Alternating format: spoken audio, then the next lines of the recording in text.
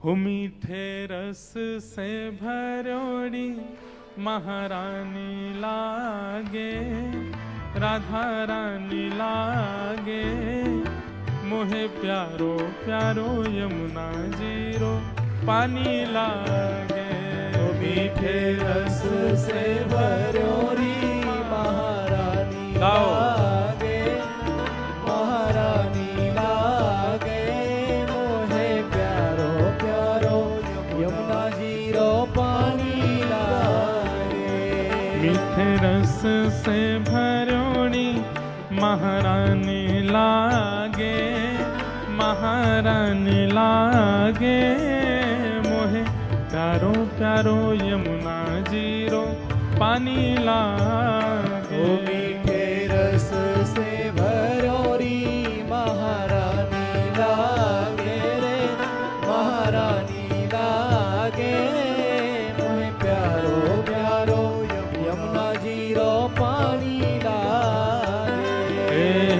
कान्हा जी तो सांवर सांवर, राधा गोरी गोरी, कान्हा जी तो सावल सावल, राधा गोरी गोरी। श्री वृंदावन में धूम मचावे बरसाने की छोरी, वृंदावन में धूम मचावे बरसाने की छोरी। श्री वृंदावन में धूम मचावे बरसाने की छोरी, वृंदावन में धूम मचावे बरसाने की छोरी। ओ ब्रज धाम राधा जू की रजधानी लागे, रजधानी लागे, मोहे प्यारो प्यारो यमुना जीरो पानी लागे। ब्रज धाम राधा जू की रजधानी लागे, रजधानी लागे, माने प्यारो प्यारो यमुना जीरो पानी लागे। मीठे रस से भरोड़ी महारानी लागे, महारानी लागे, मोहे प्यारो प्यारो यमुना जीरो पानी लागे। रस से भरोड़ी महारानी लागे, महारानी लागे, मोहे प्यारो प्यारो यमुना जीरो पानी। बोलो श्याम सुंदर श्री यमुने महारानी की जय हो।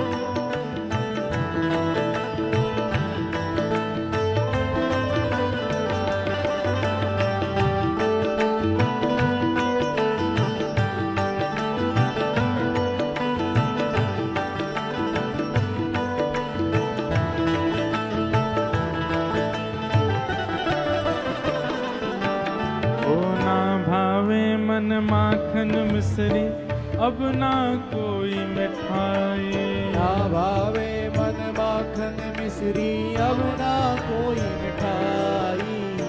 ना भावे मन माखन मिश्री अब ना कोई मिठाई। ना भावे मन माखन मिश्री अब ना कोई मिठाई।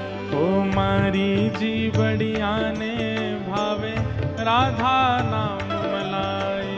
हरी जी भरिया ने भावे राधा नाम मलाई। मारी जी बढ़िया ने भावे राधा नाम मिलाए। हरी जी भरिया ने भावे राधा नाम मलाई। ओ राधा नाम में सफल जिंदगी जिंदगानी लागे जिंदगानी लागे मोहे प्यारो प्यारो यमुना जीरो पानी लागे राधा नाम में सफल जिंदगानी लागे रे जिंदगानी लागे मोहे प्यारो प्यारो यमुना जीरो पानी आवाज से ओ मीठे रस से भरोड़ी महारानी लागे महारानी लागे मोहे प्यारो प्यारो यमुना जीरो पानी ओ लागे मीठे रस से भरोड़ी महारानी लागे महारानी लागे मोहे प्यारो प्यारो यमुना जीरो पानी श्री राधा रमण लाल की जय हो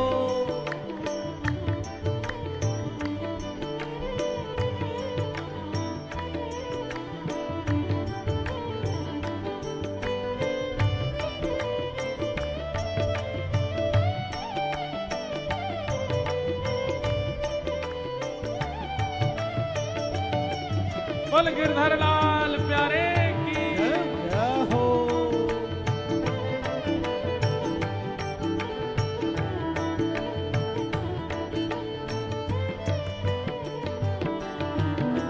कान्हा नाम रटत है निस दिन जो नर आठो याम राधा नाम रटत है निस दिन जो नर आठो ओ राधा राधा नाम जपत है जो नर आठो याम राधा नाम रटत है निस दिन जो नर आठो तिनकी बाधा दूर करे श्री राधा राधा नाम तिनकी बाधा दूर करे श्री राधा राधा नाम ओ तिनकी बाधा दूर करे श्री राधा राधा नाम तिनकी बाधा दूर करे श्री राधा राधा हे वृषभानु की ललितो गुण धानी लागे गुण धानी लागे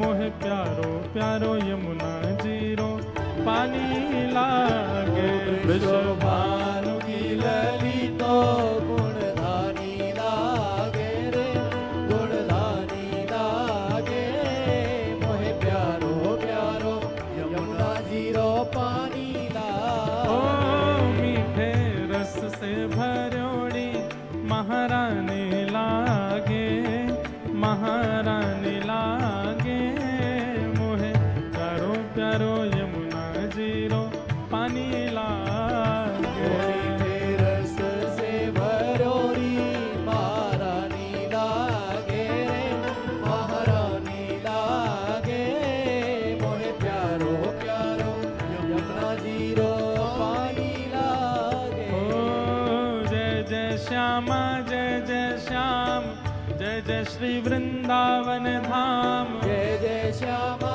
जय जय श्याम जय जय श्री वृंदावन हे जय जय श्यामा जय जय श्याम जय जय श्री वृंदावन धाम जय जय श्यामा जय जय श्याम जय जय श्री वृंदावन हे धाम प्यारी यमुना प्यारो श्याम प्यारो श्री वृंदावन धाम प्यारी यमुना प्यारो श्याम प्यारो श्री वृंदावन हे धाम प्यारी यमुना को विमल गुलाम प्यारो श्री वृंदावन धाम प्यारी यमुना प्यारो श्याम प्यारो श्री वृंदावन हे धाम जय जय श्यामा जय जय श्याम जय जय श्री वृंदावन धाम जय जय श्यामा जय जय श्याम जय जय श्री वृंदावन हे धाम प्यारी यमुना प्यारो श्याम प्यारो श्री वृंदावन धाम प्यारी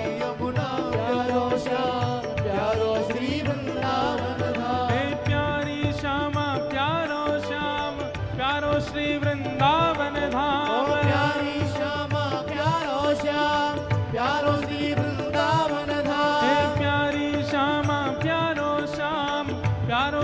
वृंदावन धाम। प्यारी श्यामा प्यारो श्याम, प्यारो श्री वृंदावन धाम। जय जय श्यामा जय जय श्याम, जय जय श्री वृंदावन धाम। जय जय श्यामा जय जय श्याम, जय जय श्री वृंदावन धाम। जय जय श्यामा जय जय श्याम, जय जय श्री वृंदावन धाम। जय जय श्यामा जय जय श्याम, जय जय श्री वृंदावन धाम। प्यारी यमुना प्यारो श्याम, प्यारो श्री वृंदावन धाम। प्यारी यमुना प्यारो श्याम, प्यारो श्री वृंदावन धाम। जय जय श्यामा जय जय श्याम, जय जय श्री वृंदावन धाम। जय जय श्यामा जय जय श्याम, जय जय श्री वृंदावन धाम। जय जय श्यामा जय जय श्याम, जय जय श्री वृंदावन धाम। जय जय श्यामा जय जय श्याम, जय श्री जय श्री राम। जय जय श्री राम। जय जय श्री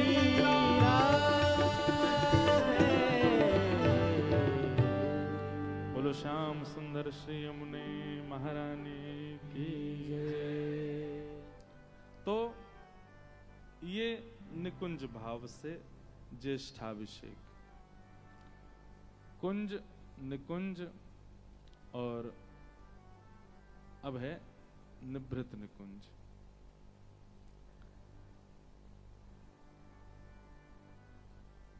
निभृत निकुंज में क्या भाव है? वैसे तो देखो इन भावों के अधिकारी सब जगह नहीं है, पर फिर भी हम कह दे रहे हैं। ये सब भाव इतने गोपनीय रूप से कहने चाहिए कि लोग बाग इसका कुछ गलत अर्थ ना निकालें, लेकिन क्या पता भाव कहने से अधिकार प्राप्त हो जाए, इसलिए कह रहे हैं।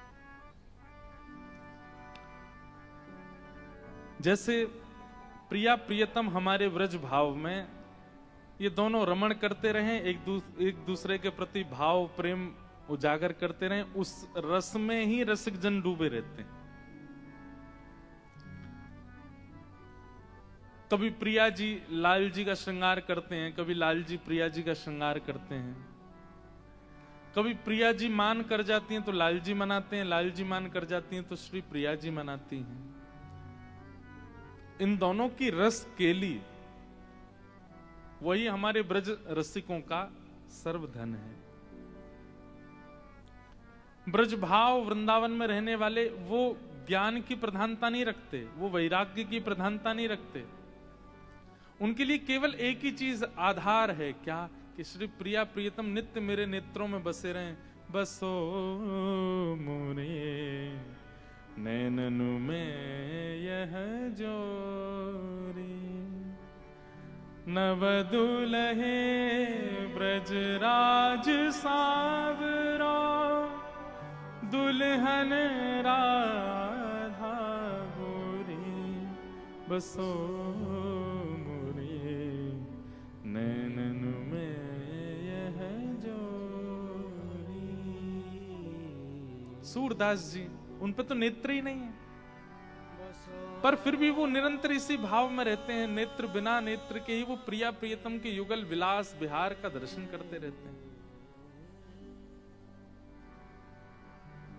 हमारी ब्रज की रीति बड़ी विपरीत है।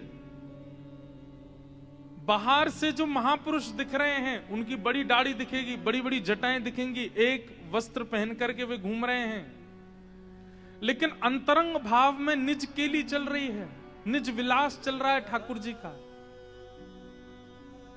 वो बाह्य रूप से एक महात्मा है, एक साधु है, उनके पास अति व्यवस्था नहीं है, पर अंतरंग उनके मानसी भाव में वो ठाकुर जी को ऐसे ऐसे रत्न पहना रहे हैं, ऐसे ऐसा श्रृंगार कर रहे हैं, ऐसे ऐसे भाव आवेश में चले जाते हैं कि उसकी कोई पहुंच नहीं है। अद्भुत है ब्रज भाव, ब्रज रस। तो उसी को निकुंज भाव कहते हैं। निकुंज में किसी का प्रवेश नहीं है, केवल प्रिया प्रियतम है। ना ब्रजवासी हैं, ना नंद बाबा हैं, ना यशोदा मैया हैं, ना सखियां हैं, ना सखा हैं, केवल प्रिया प्रियतम। ये जिसको चाहेंगे वो निकुंज में आ सकता है। तो निकुंज में ज्येष्ठाभिषेक क्या है?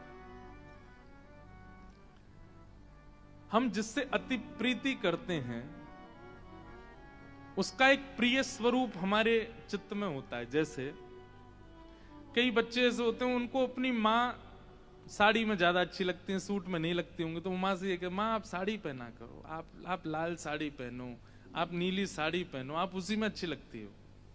कभी कभी माँ सूट पहन ले तो बच्चे आप इसमें अच्छी नहीं, आप साड़ी में ही अच्छी लगती हो। ऐसा होता है, कई बच्चों को अपनी माँ सूट में अच्छी लगती है, या पत्नी को पति किसी स्वरूप में अच्छा लगता है, पति को पत्नी किसी स्वरूप में। ऐसे ही श्री प्रिया जी ठाकुर जी को सबसे प्रिय कब लगते हैं पता है? जब वर्षा में वे भीज जाते हैं और उनके जो झीने झीने वस्त्र हैं वो सब अंग से चिपक जाते हैं, और नीलांबर जो है, ठाकुर जी क्या पहनते? पीतांबर पहनते, पीले वस्त्र। जैसे हमने श्वेतांबर पहना है, ऐसे ही ठाकुर जी पीतांबरी पहनते हैं।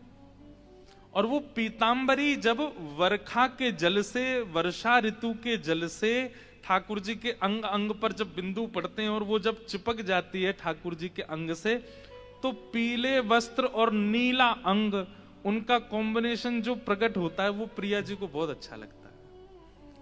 इसलिए जब कभी भी जल विहार, ये क्या बोलते हैं, वर्षा ऋतु आती है, तो दोनों निकुंज से भागते हैं किसी छांव के नीचे, तो ठाकुर जी पीछे रह जाते हैं, लाडली जी आगे आ जाती है, किशोरी जी। और जैसे लाल जी आते हैं तो किशोरी जी बाहर ही करते हैं, थोड़ी देर और बाहर ही रहो, क्यों? नेक भीज जाओ, फिर बढ़िया लगोगे। तो कहते हैं फिर ज्येष्ठ, ये जेठ अभी 9 तपा निकल के गए हैं। आप लोग पता नहीं जानते कि 9 तपा, 9 दिन भयंकर गर्मी पड़ती है, भीषण गर्मी। वो 9 तपा ही चल रहे हैं अभी, ये पूरे हो गए होंगे आज। तो ये 9 तपा जब आते हैं तो श्री जी इतनी व्याकुल हो जाती हैं निकुंज में, कहती हैं कि हे श्याम सुंदर, ये वर्षा कब होएगी, ये वर्षा कब होएगी? ये इतनी गर्मी पड़ रही है, इतनो ग्रीष्म, इतनी गर्म शिशिर चल रही है, मिलने में भी दुविधा होती है, इतनी गर्मी में आने जाने में भी कष्ट होता है, पीड़ा होती है।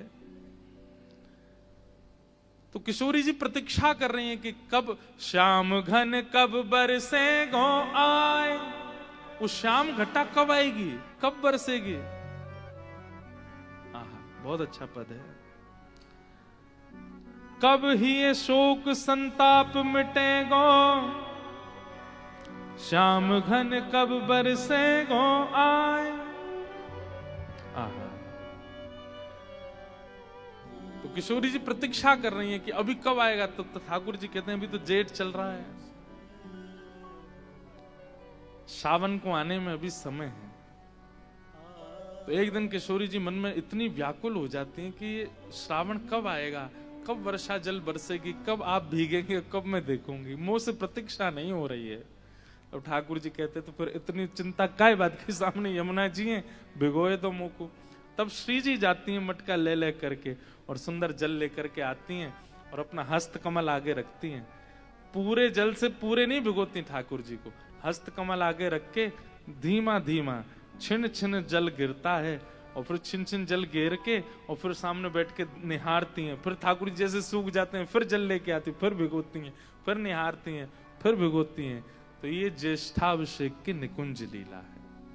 यहाँ श्री जी अपने नेत्रों के सुख के लिए ठाकुर जी को भिगोती रहती हैं, वो श्री जी को प्रिय लगता है। तो कुंज, निकुंज और निभृत निकुंज, ये 3 भाव से ठाकुर जी का आज ज्येष्ठाभिषेक होता है। तो कुंज भाव में तो सब हैं, ब्रजवासियों के बीच ठाकुर जी राजाधिराज बन रहे हैं। निकुंज भाव में यमुना जी के साथ ठाकुर जी रास भाव कर रहे हैं, और निभृत निकुंज में श्री प्रिया जी ठाकुर जी को भिगो रही हैं, क्योंकि जो पीत वसन हैं वो जब नील वर्ण के अंग से स्पर्श कर जाते हैं, उस समय की जो कांति है ठाकुर जी की, वो प्रिया जी को बहुत भाती है, इसलिए ठाकुर जी का जलाभिषेक होता है।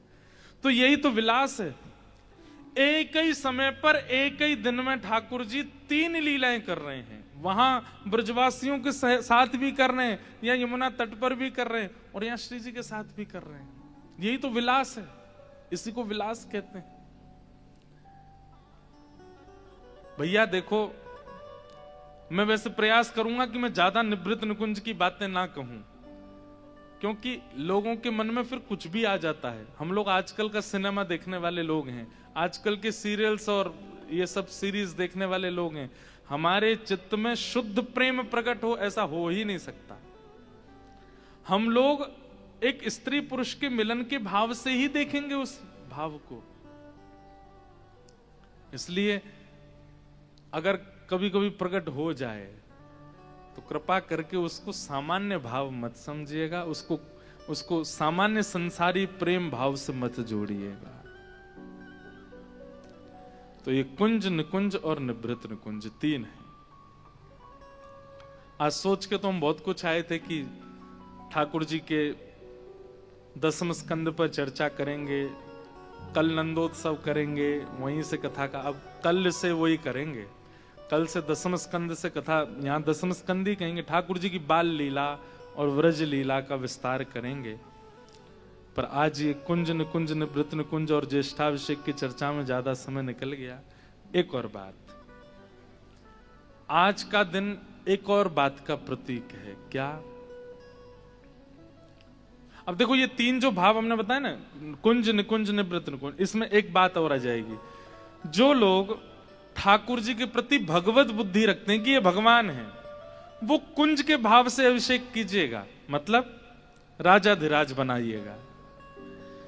जो ठाकुर जी से थोड़ी बहुत प्रीति करते हैं, वो निकुंज भाव से, यमुना जी के भाव से ठाकुर जी का अभिषेक कीजिएगा।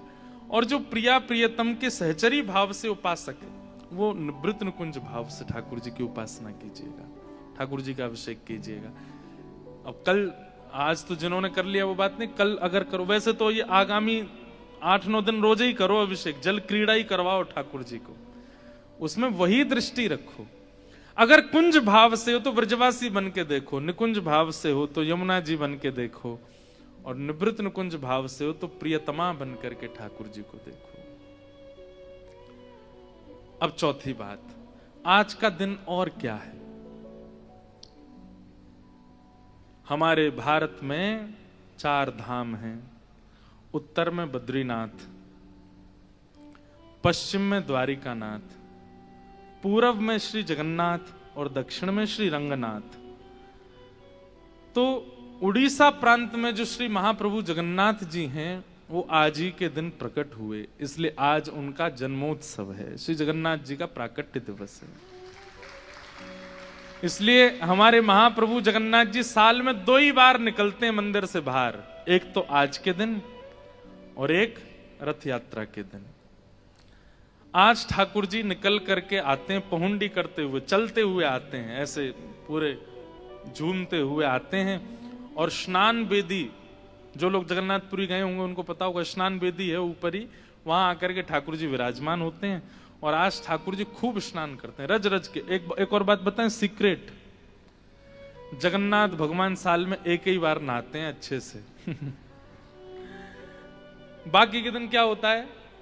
महाप्रभु जगन्नाथ जी बड़े अद्भुत लाला है हमारे। जगन्नाथ जी के सामने शीशा धर देते हैं बड़े बड़े, और शीशा में जब जगन्नाथ जी का प्रतिबिंब आता है, श्री जगन्नाथ जी का जब प्रतिबिंब शीशा में दिखता है, तो पुजारी जी शीशा को ही नवा देते हैं। जय हो जगन्नाथ जी नहा लिए, जय हो बाबा लाला की जय हो। जगन्नाथ जी भी खुश हो जाते, बहुत बढ़िया, शीशा ही कोई नवाओ। तो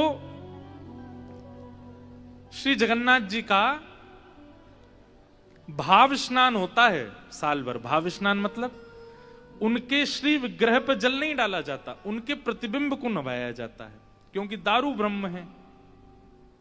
दारू ब्रह्म जानते हैं? दारू किसको कहते हैं? लकड़ी को। दारू ब्रह्म है, इस भाव से उनके प्रतिबिंब को स्नान कराया जाता है। लेकिन आज ठाकुर जी का जन्मोत्सव है, आज ठाकुर जी का प्राकट्य दिवस है, तो आज के दिन ठाकुर जी जन्म वेदी पर आते हैं, स्नान वेदी पर आते हैं, और वहां सब पंडा पुजारी मिलकर के महाप्रभु जगन्नाथ जी को खूब नवाते हैं। लेकिन ऐसे विचित्र लाला हैं, साल भर तो नहाते नहीं, एक दिन नहाते हैं और अब कल बीमार हो जाएंगे। 15 दिन के लिए बुखार चढ़ेगा श्री महाप्रभु जगन्नाथ जी को, कल ही बुखार आ जाएगा ठाकुर जी को। और बुखार बाकायदा आएगा। अब 15 दिन ठाकुर जी ना तो दाल भात पाएंगे, ना खिचड़ी भोग पाएंगे, ना सब्जी पाएंगे, ना कटहल पाएंगे, कुछ नहीं पाएंगे। 15 दिन केवल और केवल काढ़ा पिएंगे, औषधि पिएंगे, और 15 दिन के लिए मंदिर महाप्रभु जगन्नाथ जी का बंद हो जाए, किसी को दर्शन नहीं होंगे। बाकायदा वैद्य जाएंगे, वैद्य जा करके पट्टी रखेंगे सिर पे पट्टी रखेंगे, हाथ पे पट्टी रखेंगे, ठाकुर जी को बुखार धीमो हो जाए, काढ़े का भोग लगाएंगे, और 15 दिन बाद ठाकुर जी जब स्वस्थ हो जाते हैं तब निकल करके रथ यात्रा पर बैठते हैं और जाते हैं। अब इसके पीछे कथाएं तो बहुत हैं। इंद्रद्युम्न राजा, जिसके लिए महाप्रभु जगन्नाथ जी ने ये रूप धारण किया। वैसे तो ये रूप धारण इंद्रद्युम्न राजा के लिए नहीं किया ठाकुर जी ने, इस रूप का प्रादुर्भाव भी द्वारिका में, आपके गुजरात में हुआ, जब रोहिणी मैया भगवान की पटरानियों की जिद करने पर ब्रज लीला सुना रही थी। भगवान की सब पत्नियां रोहिणी मैया से कहती हैं कि हमें ब्रज की लीला सुनाओ। ब्रज में ठाकुर जी ने क्या क्या लीला की। अच्छा, ये रोहिणी मैया सबसे ज्यादा सौभाग्यशाली हैं कृष्ण लीला में। इन्होंने ब्रज लीला का भी दर्शन किया है, मथुरा लीला का भी दर्शन किया और द्वारिका लीला का भी दर्शन किया है। यशोदा जी से भी ज्यादा भाग्यशाली हैं रोहिणी जी, क्योंकि यशोदा जी तो ब्रज से बाहर गई नहीं। रोहिणी जी तो वसुदेव जी की पत्नी है, एक प्रकार से भगवान की छोटी मां, बड़ी मां है रोहिणी मैया। तो वे मथुरा लीला में भी हैं और द्वारिका लीला में भी हैं। तो आज भगवान की सब पत्नियों ने रोहिणी मैया से कहा कि आपने पूरी ब्रज लीला का दर्शन किया है, कृपा करके हमें वो ब्रज लीला सुनाओ।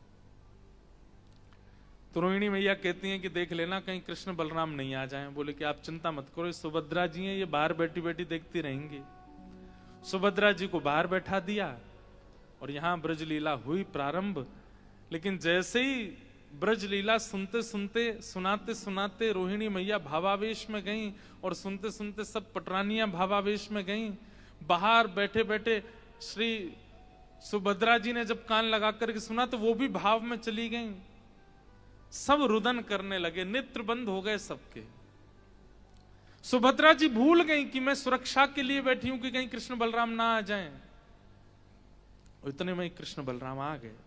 उन्होंने जब देखा कि सुभद्रा रो रही है, जाकर के पूछा सुभद्रा, लेकिन सुभद्रा जी तो ऐसे भाव में थी कि उनका रोना बंद ही नहीं हुआ। महाप्रभु द्वारिकाधीश जी ने विचार किया कि ये क्या सुनकर के रो रही है। तभी आपने कान लगा करके भीतर सुना तो यहां ब्रज की लीला चल रही है। ठाकुर जी ब्रज से मथुरा जा रहे हैं और सब ब्रजवासी रो रहे हैं। इस प्रसंग का वर्णन श्री रोहिणी मैया कर रही हैं। और जैसे ही ठाकुर जी ने सुना कि यशोदा मैया लाला के रथ के पीछे पीछे दौड़ रही हैं, ये सुनते ही ठाकुर जी तो घबरा गए, वहीं बैठ गए। भूल गए मैं द्वारिका में हूं, द्वारिकाधीश हूं, 16,108 रानियां आदि सब भूल गए। नेत्र बंद हो गए ठाकुर जी के और व्रज में पहुंच गए। लीलाएं याद आने लगी। ब्रजवासियों की विरह वेदना द्वार पर बैठे बैठे सुन रहे द्वारिकाधीश बलराम जी और सुभद्रा जी इतने भावावेश में चले गए कि ठाकुर जी मानो दोनों भुजा उठा करके किसी से याचना कर रहे हों कि अरे भैया मेरे ब्रज को कोई लेकर के आ जाओ, मेरे अंक में भर दो, मेरे अंक से लगाए दो।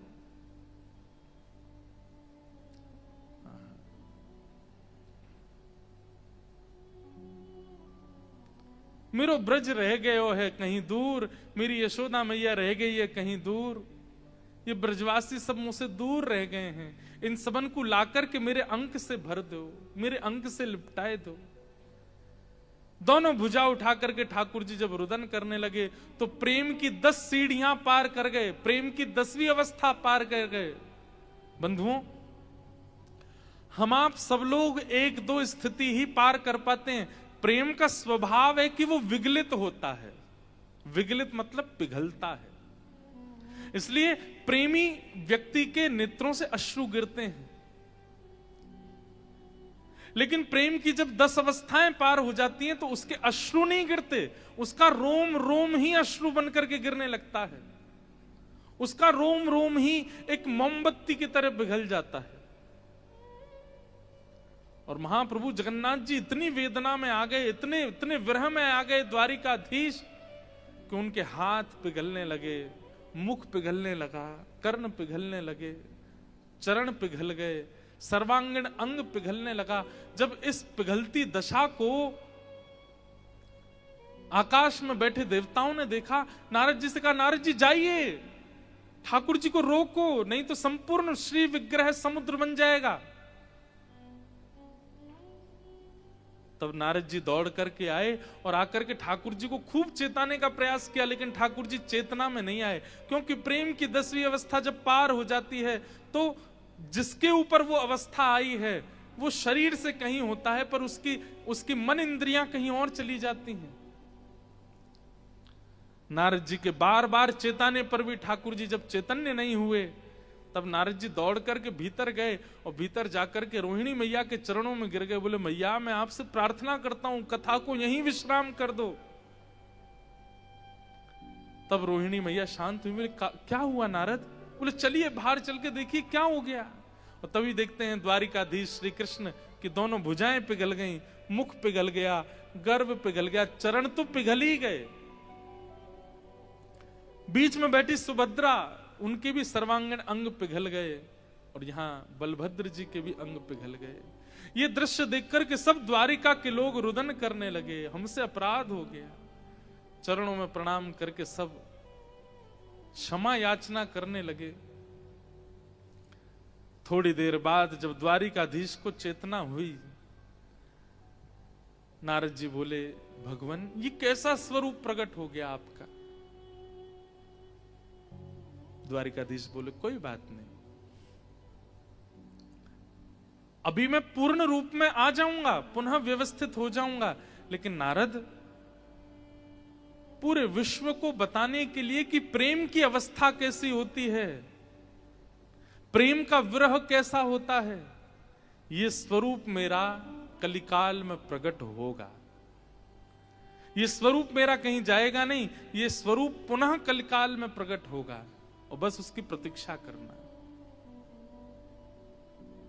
ऐसा कहकर के द्वारिकाधीश तो व्यवस्थित हो गए। और फिर जब कलिकाल में इंद्रद्युम्न राजा हुए, नील माधव भगवान के दर्शन करने की प्रबल इच्छा हुई, तब नील माधव भगवान वहां से अंतर्ध्यान हो गए और उन्होंने आज्ञा करी, राजन समुद्र में कुछ लकड़ियां बहती हुई आएंगी, उनसे तुम मेरा श्री विग्रह निर्माण कराओ, लेकिन शर्त होनी चाहिए कि जो श्री विग्रह का निर्माण करेगा वो बिल्कुल गुप्त रूप में करेगा, उसको कोई देखेगा नहीं।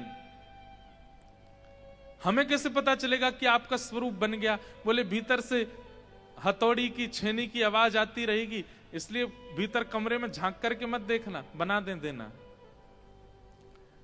एक विशिष्ट व्यक्ति को चुना गया जिनका परिकर आज तक महाप्रभु जगन्नाथ जी का स्वरूप निर्माण करता है, और उनको कहा गया आप महाप्रभु जी का रूप बनाओ।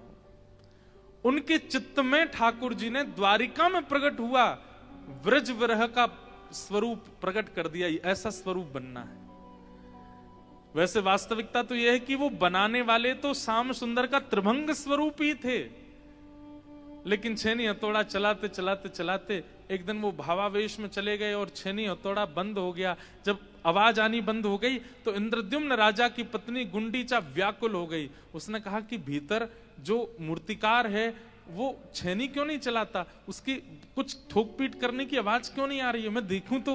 और जैसे ही द्वार खोल करके देखा, अधूरे महाप्रभु जगन्नाथ जी बैठे हैं, ना हाथ बन पाए, ना पैर बन पाए, ना मुख बन पाया। ये देख करके इंद्रद्युम्न राजा रोने लगा, लेकिन तभी महाप्रभु जी ने आकाशवाणी करते हुए राजा से कहा, राजन तुम चिंतित मत हो, अब मेरा स्वरूप ऐसे ही रहेगा, और ये स्वरूप तुम ये मत सोचना कि तुम्हारे अपराध के कारण अधूरा है, मेरा यह स्वरूप द्वापर में प्रकट हो चुका है। ये ब्रजवासियों के विरह का स्वरूप है मेरा, ये प्रेम विगलित स्वरूप है। विश्व इसको जगन्नाथ कह करके पुकारेगा। बोलो जगन्नाथ महाप्रभु की। और महाप्रभु जगन्नाथ जी प्रकट हुए। स्नान पूर्णिमा थी। भगवान ने आज्ञा की, राजन ब्राह्मणों को बुला करके लाओ, वेदज्ञों को लेकर के आओ और हमारा जलाभिषेक करो। महाप्रभु जगन्नाथ जी का जलाभिषेक किया। इंद्रद्युम्न राजा और गुंडीचा दोनों जगन्नाथ जी की सेवा करते थे। एक दिन महाप्रभु जी ने इनसे कहा कि कुछ वरदान मांगो, हम तुमसे बड़े प्रसन्न, तुम दोनों कुछ मांग लो। तो इंद्रद्युम्न राजा ने तो ये वरदान मांगा कि मेरे संतान ना हो। देखो कैसा वरदान मांगा कि मेरे संतान ही ना हो। भगवान बोले ऐसा वरदान क्यों चाहिए? बोले भगवान कल को कहीं आपकी सेवा में कोई त्रुटि हुई तो मैं इस बात को सह नहीं पाऊंगा कि मेरे वंश के बालकों ने आपकी अच्छे से सेवा नहीं करी। मैं ये सुनना नहीं चाहता, इसलिए मेरा वंश मेरे तक ही रहे, उससे आगे ना बढ़े। समझ में आई बात? कल को मैं तो प्राण छोड़ दूंगा, लेकिन मैं जिस लोक में रहूंगा वहां से भी आपको देखता रहूंगा, और मुझे अगर पता चला कि मेरे वंश के बालकों ने आपकी सेवा में त्रुटि की तो वो मैं सह नहीं पाऊंगा, इसलिए मेरा वंश ना बढ़े, मैं अंत हूं, क्योंकि मेरे जैसे भाव से आपकी कोई सेवा कर नहीं पाएगा। इंद्रद्युम्न राजा की बात सुनकर के भगवान बड़े प्रसन्न, वाह इंद्रद्युम्न तुम्हारी भक्ति कैसी। अलग अलग बैठे भगवान दोनों पति पत्नी के साथ, एक साथ नहीं पूछा। फिर दूसरी बार इंद्रद्युम्न को भेज दिया, पत्नी को बुलाया, तुम बताओ तुमको क्या चाहिए। पत्नी ने कहा हे नाथ ऐसी कृपा कर दो एक संतान हो जाए। भगवान बोले वाह, पतिदेव क्या मांग के गए तुम्हारे? पतिदेव कह के गए हमारे संतान नहीं हो, तुम कह रही हो संतान हो। गुंडीचा गई अपने पति इंद्रद्युम्न से बोली आपने महाप्रभु जगन्नाथ जी संतान ना हो ऐसा कहा? हाँ देवी। क्यों? मैंने तो संतान मांगा। तो इंद्रद्युम्न उल्टा नाराज होगा, तुमने परमात्मा से संसार मांगा, तुमने जगन्नाथ जी से जगन्नाथ जी नहीं मांगे, तुमने पुत्र मांगा। दोनों में थोड़ी नोक झोंक सी हुई। महाप्रभु जी बोले रुक जा रुक जा रुक जा, तुम दोनों क्यों लड़ रहे हो? दुविधा में तुम्हें पड़ गया हूं। पति को संतान नहीं चाहिए, इसको संतान चाहिए, अब कैसे होगा? इंद्रद्युम्न बोला नहीं नहीं भगवान, ये मेरी अर्धांगिनी है, इसको मेरी बात माननी, आप हमें संतान मत दीजिए। तो बोले अर्धांगिनी हूं मतलब आधा अंग मैं हूं, तो मैं अपनी इच्छा प्रकट कर सकती हूं। महाप्रभु जी हमें संतान चाहिए। महाप्रभु जी बोले रुक जाओ, नेक तुम दोनों बैठो भैया, थोड़ा हमको सोचने दो क्या करें। तब महाप्रभु जी मंद मंद मुस्काए और बोले गुंडीचा मैया एक लीला हो सकती है। क्या? कि बालक का जन्म भी ना हो और आपके यहाँ एक पुत्र भी हो जाए। बोले वो कैसे होगा? बोले आपका साक्षात पुत्र मैं ही बन जाता हूं, मैं ही आपका पुत्र हूं, मैं ही आज से आपका पुत्र हूं, आप मुझे पुत्र मान लीजिए। गुंडीचा मैया के मन में प्रसन्नता तो बहुत हो गई, इंद्रद्युम्न तो नाचने लगा, महाप्रभु जगन्नाथ जी हमारे पुत्र बन गए। लेकिन गुंडीचा के मन में आया आप इतने विशाल हो, मैं गोद में कैसे खिलाऊंगी आपको? माँ का तो सुख होता है वो गोद में बैठाए, अपने हाथ से खवाए, अपनी गोद में दूध पिलाए, बालक को गोद में लेकर के डोले। महाप्रभु जी बोले माँ मेरा प्राकट्य दिवस स्नान पूर्णिमा, उसके ठीक 15 दिन बाद, ये 15 दिन एक प्रकार से तो ठाकुर जी अस्वस्थ अवस्था में हैं, पर एक प्रकार से ठाकुर जी इन 15 दिनों में अपने ईश्वरत्व को बालत्व में परिवर्तित करते हैं। जो ईश्वर आज दिखे सबको ब्रह्म स्नान वेदी पर, अब वो भीतर चलेगा, अब वो अपने संपूर्ण ऐश्वर्य को विराजमान विश्राम कर देंगे और एक बालवत हो जाएंगे, एक लाला बन जाएंगे। और 15 दिन बाद फिर रथ पर विराजमान होके, कोई रथ उठा सकता है ईश्वर को? साक्षात जगन्नाथ हैं वो, लेकिन वो बालवत बन करके आते हैं, ऐसे उछल उछल के सीढ़ियों से कूदते हुए नीचे आते हैं, रथ पर बैठते हैं और गुंडीचा जाते हैं। और वहां जाकर के ठाकुर जी की सेवा ऐसे ही होती है जैसे किसी लाला की। श्री मंदिर जगन्नाथ में सेवा का भाव परब्रह्म की भावना से होता है। और 15 दिन बाद जब रथ यात्रा होकर ठाकुर जी गुंडीचा जाएंगे, वहां ठाकुर जी की सेवा बालवत होती है कि एक लाला की सेवा हो रही है। और महाप्रभु जी ने कहा मैया साल भर तो मैं आपका लाला, विश्व कल्याण के लिए श्री मंदिर में रहूंगा, पर 15 ये स्नान पूर्णिमा के 15 दिन बाद मैं रथ पर आरूढ़ होकर के जगन्नाथपुरी आऊंगा, गुंडीचा आऊंगा, और वहां आकर के एक बाल भाव से आप मेरी सेवा करना। तो वहां पर सामग्री भी ऐसे पवाई जाती है ठाकुर जी को जैसे किसी बालक को पवा रहे हों। दूध भी ऐसा, वहां की प्रसादी में और श्री मंदिर के प्रसादी में बहुत अंतर होता है। श्री मंदिर की प्रसादी ऐसे बनाई जाती जैसे कोई बड़ा पा रहा हो, योग्य पा रहा हो, और गुंडीचा की प्रसादी ऐसी होती जैसे कोई छोटा बालक पा रहा हो। उसमें सामग्री भी, नमक मिर्च भी इतना कम डाला जाता है कि नन्हे बालक के हिसाब से सेवा होती है जगन्नाथ जी की। तो आज वो विशिष्ट दिन है जिस दिन पूरे विश्व का कल्याण करने वाले महाप्रभु जगन्नाथ जी प्रकट हुए। बोलो जगन्नाथ महाप्रभु की जय। ऐसे महाप्रभु जगन्नाथ ज्येष्ठ पूर्णिमा के दिन धराधाम पर आए और उनका प्रादुर्भाव हुआ। तो ऐसी भावनाएं हैं, ये सब जल क्रीड़ा जल भाव के सब नियम हैं। थोड़ी सी हम कथा प्रारंभ कर देते हैं व्रज विलास की, और उसके बाद फिर मुख्य भाव हम कल श्रवण करेंगे। तो प्रसंग यहां से प्रारंभ होता है कि सांडिल्य मुनि भगवान के परपौत्र वज्रनाभ को व्रज का दर्शन करा रहे हैं। ध्यान से सुनिएगा, भगवान के परपौत्र कौन है? वज्रनाभ। भगवान की लीला पूरी करने के बाद में वज्रनाभ भगवान की 16,100 पटरानियों को द्वारिका से लेकर के वृंदावन आ गए।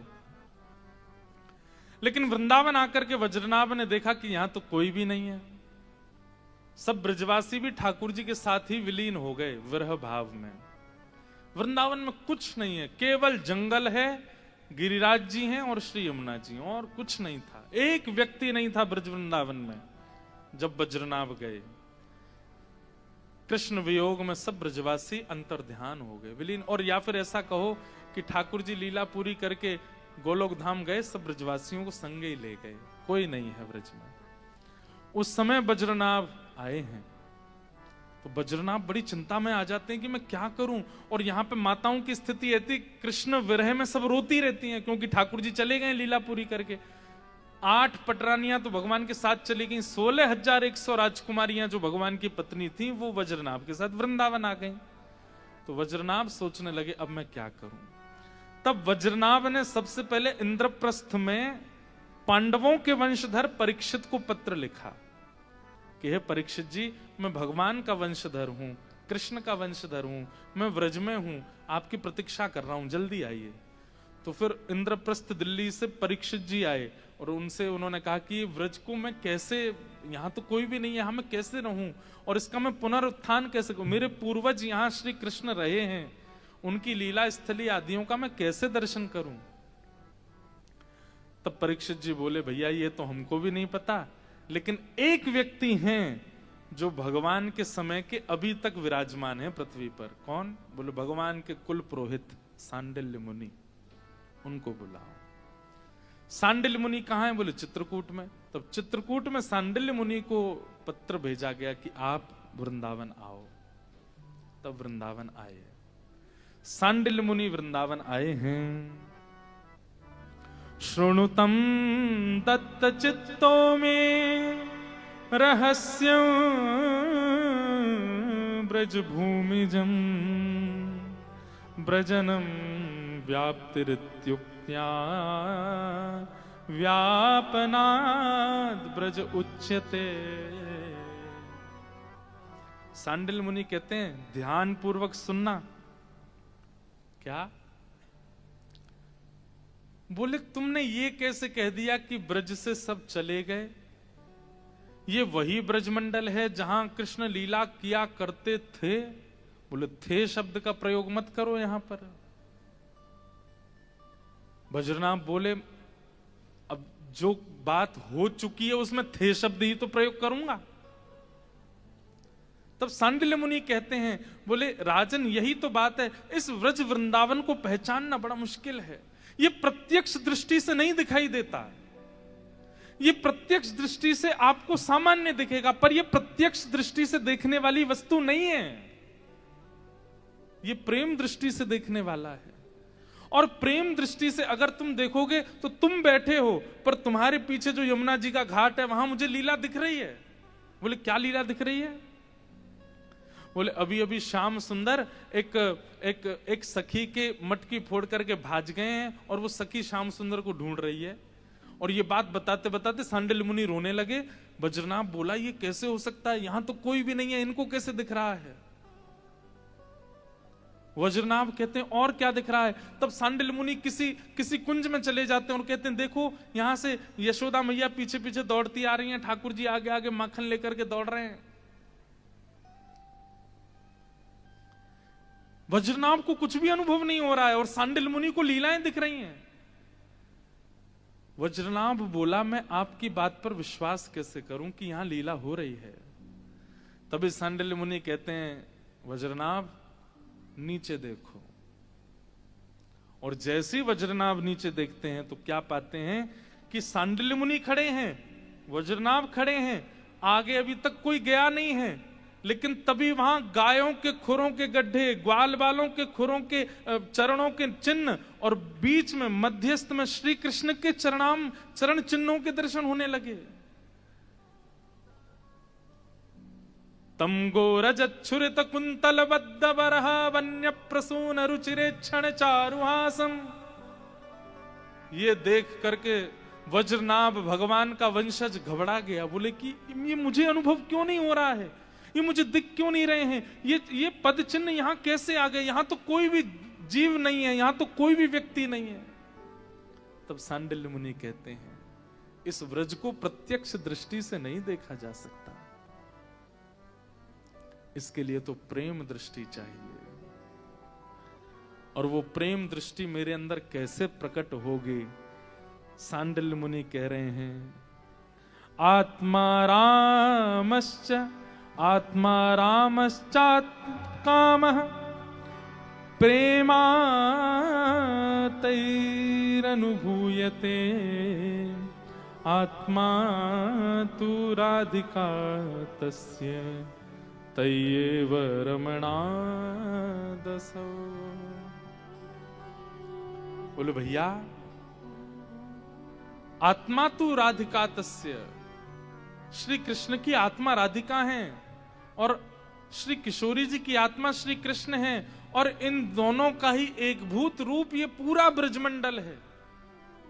सबसे पहले तो तुम्हें अपने चित्त से ये बात निकालनी पड़ेगी कि यहां लीला हुई थी, नहीं हो रही है अभी भी। भगवान की दो प्रकार की लीला होती हैं, थोड़ी देर सुनो फिर हम विश्राम देते हैं। कौन कौन सी? एक प्रकट लीला और एक अप्रकट लीला। प्रकट लीला कौन सी थी? जो तुम अभी देख करके आए हो, जो द्वारिका में विश्राम हो चुकी है। भगवान श्री कृष्ण ने 150 वर्ष पहले मथुरा में जन्म लिया, वृंदावन में आकर के लीलाएं प्रारंभ की, मथुरा जाके कंस को मार दिया, फिर उसके बाद द्वारिका बसाई, महाभारत युद्ध करा करके लीला करके चले गए और तुमको व्रज वृंदावन भेज दिया। ये प्रकट लीला थी। पर अप्रकट लीला वो कब से चल रही है कोई नहीं जानता। वो निरंतर चल रही है, वो हमेशा चल रही है और हमेशा होती रहती है।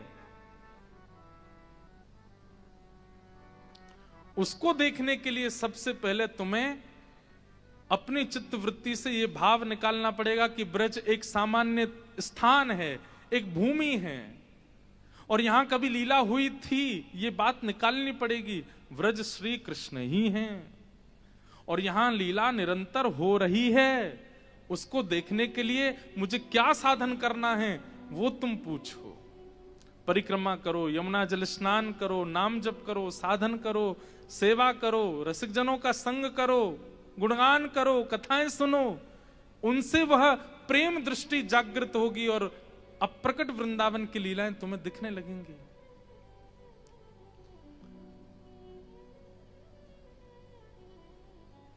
वज्रनाभ कहते हैं मुझे और कोई लीला जो आपको दिख रही हो कृपा करके मुझे दिखाओ। और तब एक सूरदास जी का एक सुंदर भाव है भगवान की अप्रकट लीला का, जो कि ऐसा भाव करते हैं कि सांडिल्य मुनि दर्शन कर रहे हैं भैरवी।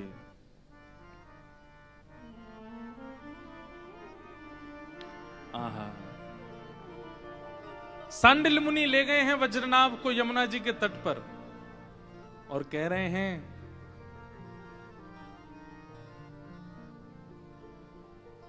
अभी लीला क्या चल रही है? बोले श्री जी मान करके बैठ गई हैं और ठाकुर जी मना रहे हैं। बोले किस बात से मान करके बैठ गई हैं? बोले श्री जी जिद कर रही हैं कि लाला मैं तुम्हारी वंशी बजाऊंगी।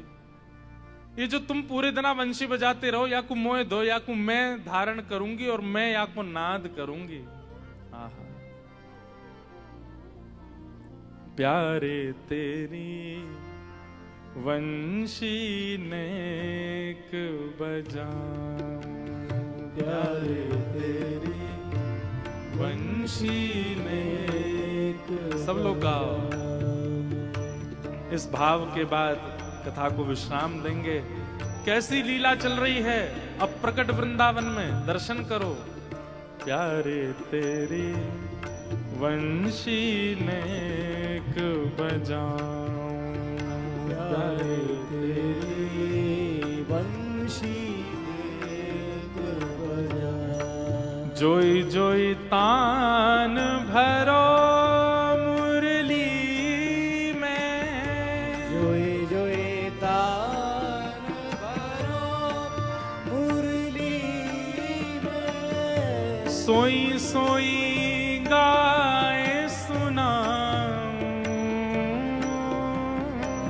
सोई सोई गाए सुनाऊं। प्यारे तेरी मुरली नेक बजाऊं, प्यारे तेरी मुरली नेक बजाऊं। आप सब ये बीच में कोई कोई ऐसे पद आएंगे जहां मैं ये निवेदन करूंगा, सब नेत्र बंद कर लेना और नेत्र बंद करके विचार करो कि कल कल बहती श्याम वर्णा श्री यमुना जी बह रही हैं। सुंदर कदम्ब के घने वृक्ष हैं और उन घने वृक्षों के बीच में कुछ शिलाएं रखी हैं गिरिराज जी की। उनमें से एक सुंदर शिला है जिसकी आकृति एक आसन के जैसी है कि उस पर कोई बैठ सकता है, और वहां किशोरी जी बैठी और ठाकुर जी से निवेदन कर रही है कि मुझको अपनी वंशी दे दो, मैं नेक बजाऊंगी यार। और जो जो शब्द आते जा रहे हैं बस उनका चिंतन करते रहिएगा, यहीं से मानसी का प्रारंभ होता है। प्यारे तेरी वंशी नेक बजाऊं, प्यारे तेरी वंशी नेक बजाऊं। प्यारे तेरी वंशी नेक बजाऊं, प्यारे तेरी वंशी नेक और बजाऊं। किशोरी जी क्या कह रही हैं ठाकुर जी से? मेरे भूषण तुम सब पहरो, मेरे भूषण तुम सब पहरो। देखो लीला कैसी हो रही है कि ठाकुर जी ने वंशी दे दी और किशोरी जी वंशी बजाती जा रही हैं, और थोड़ी देर वंशी बजावे के बाद अब कह रही हैं ऐसे आनंद ना आ रहा हो। ठाकुर जी बोले कैसे आवे को आनंद? बोले मैं ये लहंगा पहन के चुनरी पहन के वंशी बजाती अच्छी ना लग रही, मैं भी पीताम्बरी तुम्हारी पहन लूंगी तब। ठाकुर जी बोले तो मैं क्या पहनूंगा? बोले मैं तुम्हारी पीताम्बरी पहनूंगी, तुम मेरे लहंगा पहन लो। आहा, मैं तुम्हारी मेरे भूषण तुम सब पहरो, मेरे भूषण तुम सब पहरो। मैं तुम्हरो सब पाऊं, मैं तुम्हारो सब पाऊं। हे मेरी बिंदिया तुम ही धारो, मेरी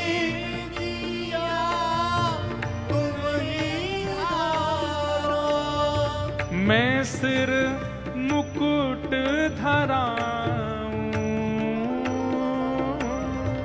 मैं सिर मुकुट धरा, प्यारे तेरी वंशी नेक बजाऊं, प्यारे तेरी वंशी नेक बजा, ओ प्यारे तेरी वंशी नेक बजाऊं, प्यारे तेरी वंशी ने। श्री राधा रमण लाल की जय। प्रिया जी ठाकुर जी से वंशी मांग रहे हैं और वंशी बजावे के बाद फिर निवेदन कर रही हैं कि आप अपने आभूषण और वस्त्र मोको देते हो, मैं इनको धारण करूंगी और आप मेरे वस्त्र भूषण धारण कर ले।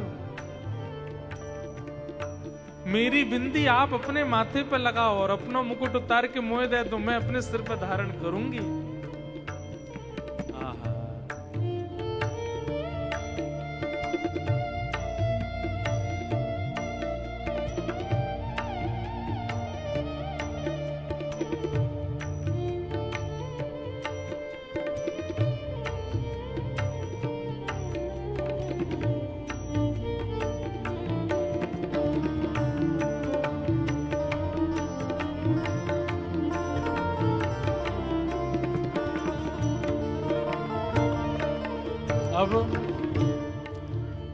अब किशोरी जी जब हट कर लें तो फिर ठाकुर जी पर और कोई ऑप्शन बचता नहीं है।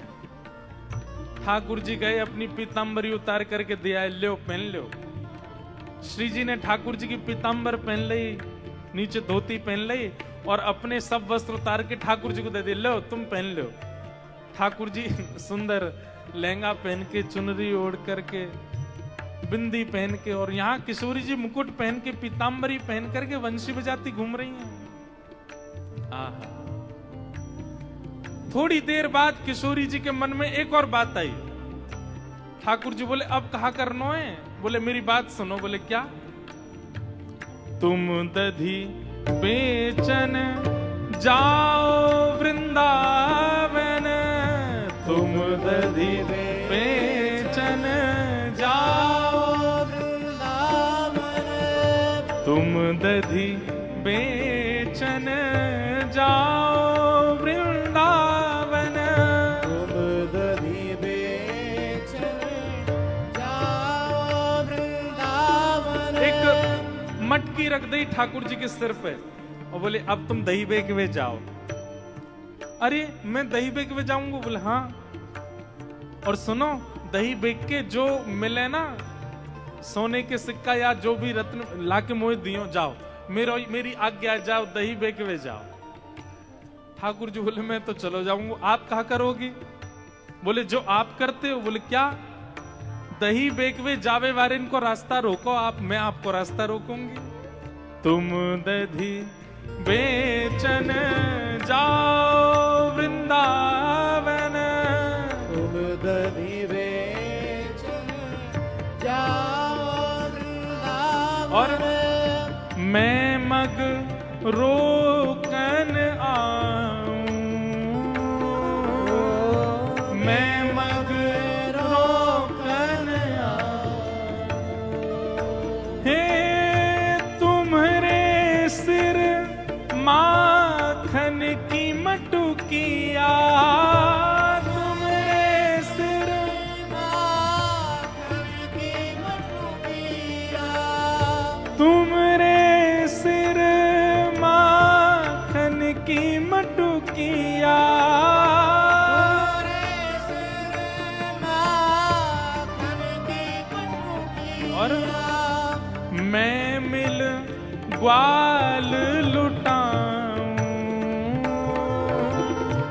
मैं मिल ग्वाल लुटाऊं। हे श्याम सुंदर, तुम जब माखन बेकवे जाओगे, रास्ता में मैं तुम्हारा रूप धारण करके आऊंगी, तुम ते माखन छीन के सब ग्वालन में लुटा दूंगी, तुम मांगते रहोगे, कुछ ना मिलेगा। ठाकुर जी बोले ये सब काहे को करना? श्री जी बोले मेरो मन मुझको करना है। और फिर पता कहा होगा श्याम सुंदर? बोले कहा, फिर तुम खाली हाथ जब वापस आओगे निकुंज में और मैं कहूंगी दही बेच के आए हो, कितनों मिलो मुकु दो, और फिर तुम जब खाली जेब दोगे मैं और ज्यादा मान करके बैठूंगी फिर तुमसे। ठाकुर जी बोले वाह, चट्ट भी मेरी पट्ट भी मेरी, हर जगह ते मान तुम्हें ही करनो है, हर जगह ते सुख तुम्हें ही लेनो है। ऐसे श्री जी करती है। प्यारे तेरी वंशी नेक बजा, प्यारे तेरी वंशी नेक बजा, प्यारे तेरी वंशी नेक बजाऊं, प्यारे तेरी वंशी नेक बजा। फिर ठाकुर जी बोले श्री जी एक मेरी बात सुनो। बोले कहा, आपने मुकुट पहन लियो है, पीतांबरी पहन ली है, वंशी हाथ में ले ली है, अब आप श्याम सुंदर हो और मैंने चुनरी ओढ़ी है, मैंने लहंगा पहनो है, मैं मटकी सिर पर धरी, मतलब मैं किशोरी हूं। आप ये बात मानती हो कि नहीं? तो किशोरी जी बोली हाँ मैं मानती हूं। बोले देख लो फिर बाद में पलटी हो मत, आप मान गई हो ना कि आप श्याम सुंदर हो, क्योंकि आप रास्ता रोकोगी, माखन लूटोगी, सब काम करोगी, तो आप श्याम सुंदर हो। किशोरी जी बोली हाँ मैं श्याम सुंदर हूं, और मैं ये सब श्रृंगार पहन के मटकी बेच मक्खन लेके जा रहा हूं, तो मैं किशोरी हूं। बोले हाँ आप किशोरी हो। जब सब भावन में आप श्याम सुंदर बन रही हो, तो मैं सब भावन में किशोरी क्यों नहीं बनूं? किशोरी जी बोली मतलब? बोले किशोरी जी मतलब सर्वांगीण भाव से जब मैं किशोरी हूं तो किशोरी ही मान करती हैं, तो मान भी मैं करूंगा, आप नहीं करोगी। मैं मान करूंगा, आप क्यों करोगी? इतने में किशोरी जी मुकुट उतारने लगे। नहीं नहीं नहीं, अब नहीं उतरेगा, पहन के रखो इसको, अब पीतांबरी पहन के रखो, मुकुट पहन के रखो, सब चीज धारण करके रखो, अब मैं मान करके बैठूंगा। किशोरी जी कह रही मुझे गलती है गई, मुझे दे दो वापस, मैं नहीं मना पाऊंगी आपको। ठाकुर जी कैसे नहीं मनाओगी, मनाना तो पड़ेगा। जब सर्वांगीण भाव से आप किशोरी, मैं किशोरी, आप ठाकुर जी, तो फिर नहीं ये भी तो पता चला कि आपको मनावे में कितने पसीना निकले। मैं मान करके बैठ, तब अंत में श्री जी मान गई इस बात को भी और कह रहे हैं आहा, माननी बन के मान करो तुम, माननी बन के मान करो, माननी बन के मान करो तुम, माननी बन के मान करो तुम। ठाकुर जी बैठ गए, और जैसे किशोरी जी मुंह फेर के मान करके बैठ जाती हैं, ऐसे ही ठाकुर जी मान करके बैठ गए और मन में ये विचार करके बैठे हैं कि आज मैं मानूंगा ही नहीं, आज मैं इनती रीझूंगा ही नहीं, ये चाहे जो कर ले मैं अपना मान नहीं छोड़ूंगा आज। किशोरी जी बोली ऐसा कहा करूं कि ज्यादा प्रयास ही ना करना पड़े, एक बार में ये रीझ जाएं। तो किशोरी जी क्या कर रही हैं? वो कर रही हैं जो ठाकुर जी सह ही नहीं सकते। क्या? आहा, मानन बन के मान करो तुम, मानन बन के मान करो तुम। मैं तब चरण दबाऊं, मैं तब चरण दबाऊं। हे शूरदास तुम बनो राधिका, सूरदास तुम बनो राधिका। सूर श्याम तुम बनो राधिका, श्याम तुम बनो राधिका।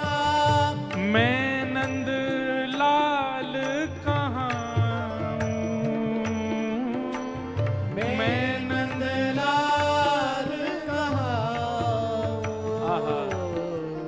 किशोरी जी के रूप में ठाकुर जी मान करके जैसे ही बैठे तो किशोरी जी ना तो नृत्य कर रही हैं ना कुछ बना के, सीधे चरण पकड़े हैं और चरण दबा के अरे श्यामाजू मान जाओ। जैसे ही किशोरी जी ने चरण पकड़े ठाकुर जी घबरा गए, घबरा करके तुरंत उठ करके बैठ, अरे नहीं नहीं नहीं श्यामाजू जी कहा कर रही हो, अरे तुम मान कर रहे हो, भूल क्यों गए, ना मोह मान ना करनो। हे श्यामाजू यही में भलाई है कि आप तो राधिका बन के ही रहो और मैं ही श्याम सुंदर हूं, मेरे अधिकार है आपको मनानो, मैं मान नहीं करूंगा आपसे।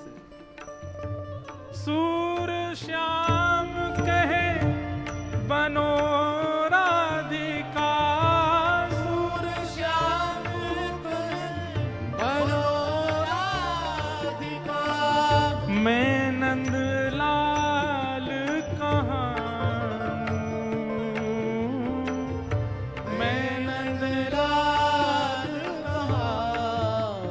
प्यारे तेरी वंशी नेक बजाऊं, प्यारे तेरी वंशी नेक बजाऊं, ओ प्यारे तेरी वंशी नेक बजाऊं, प्यारे तेरी वंशी नेक बजाऊं, वंशी नेक बजाऊं,